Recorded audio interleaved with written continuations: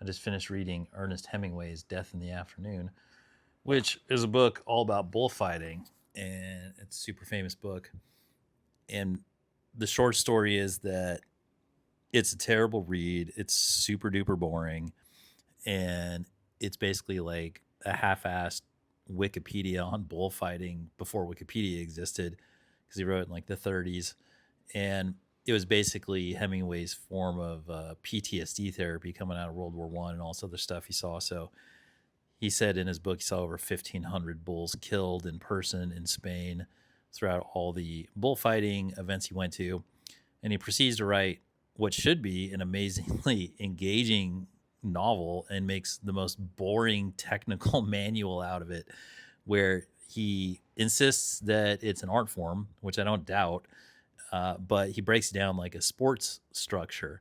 So he tells you all the different stadiums and how these matadors matriculate and their techniques and the farm system they have for the bulls throughout the country and how they hand select them. And he gives away the big secret of bullfighting, which is that it's rigged. And the manner in which it's rigged is that they only allow a bull to fight once, okay? Because they were letting bulls fight more than once back in the day in like the 1800s, pre 1800s, and the bulls would figure it out, and they were killing too many matadors.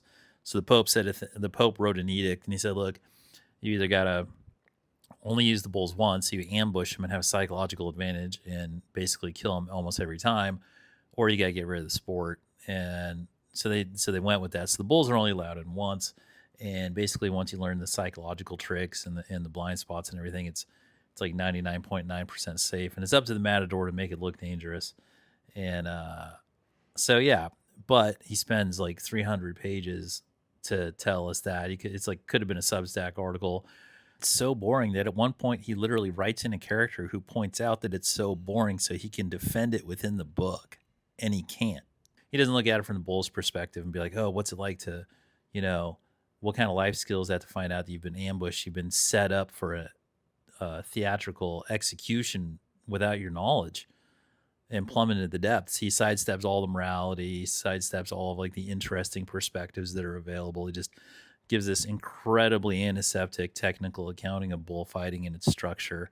And it's too bad because it's just such great material in there, and he could have done so much with it, but he basically writes it like just like an average guy at a sports bar in Boston watching the Red Sox, who was occasionally inspired by a great performance. So like he doesn't really talk about it in a Shakespearean all the world's stage sense and like how much depth there is. So yeah, Death in the Afternoon.